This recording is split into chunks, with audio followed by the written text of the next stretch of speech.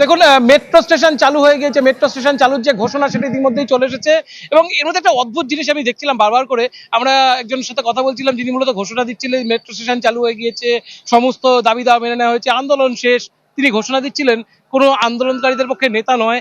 এই আন্দোলনকারীদের মধ্যে বিজেপি আন্দোলন থামানোর জন্য তারা যে সুন্দর একটা পদ্ধতি নিয়েছে, তার মধ্যে বিজেপি নেতৃত্ব সমাজকর্মীদের মিশিয়ে দেওয়ার যে চেষ্টা সেটা তারা করেছে এবং সমাজকর্মী প্রদীপ ডাকা তিনি কিন্তু মূলত ঘোষণা দিয়ে বলছিলেন সমস্ত দাবি মেনে নেওয়া হয়েছে এবং আপনি দেখছেন ঘোষণা দিচ্ছে অলরেডি।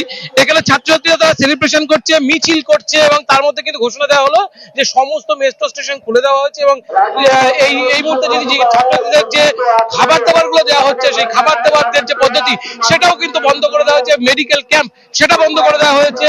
সব মিলিয়ে পরিস্থিতি কিন্তু ছাত্রছাত্রীদের অনুকূলে এখনো পর্যন্ত বলা হচ্ছে, যদিও ছাত্রছাত্রীরা এই যে ধর্ণা মঞ্চ সেই মঞ্চের এলাকা থেকে এই মুহূর্তে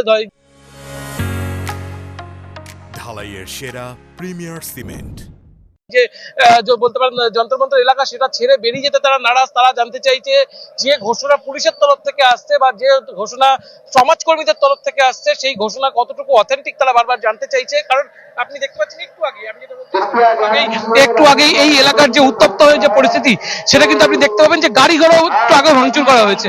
ফলে পুলিশের তরফ থেকে যে ঘোষণা আসছে সেটা বিক্ষোভকারীরা মানছে না। পুলিশ বলছে যে কংগ্রেস পার্টির যারা শীর্ষ নেতৃত্ব অর্থাৎ যারা একেবারে সৌরভ দাস, তারপরে আঙ্কা যারা রয়েছে অর্থাৎ যারা মুখপাত্র রয়েছে বা অভিজিৎ, তারা যদি এই ঘোষণা দেয় যে তাদের সব দাবি মেনে নেওয়া হয়েছে তবে তারা অনশন স্থল ছাড়বে। এবং তারা বলছে যেভাবে এই পদত্যাগের ঘোষণা এলো আরো আগে আসা উচিত ছিল, বেশ কিছুটা পরেই ঘোষণা এসেছে। ফলে যতই মেট্রো স্টেশন খুলে দেওয়ার ঘোষণা আসুক না কেন এই মুহূর্তে তারা এই যে ধর্ণা মঞ্চের যে স্থল এই ধর্ণা মঞ্চের যে এলাকা সেটা ছেড়ে তারা যাবে না। ফলে এই যে একটা উত্তেজনাকর পরিস্থিতি এখনো পর্যন্ত যেটা বিরাজ করছে, ফলে দিল্লি পুলিশ কিন্তু তার যে মোবিলাইজেশন সেটা কিন্তু এখনো পর্যন্ত বাড়িয়ে চলেছে। শুভজিৎ, ধন্যবাদ আপনাকে।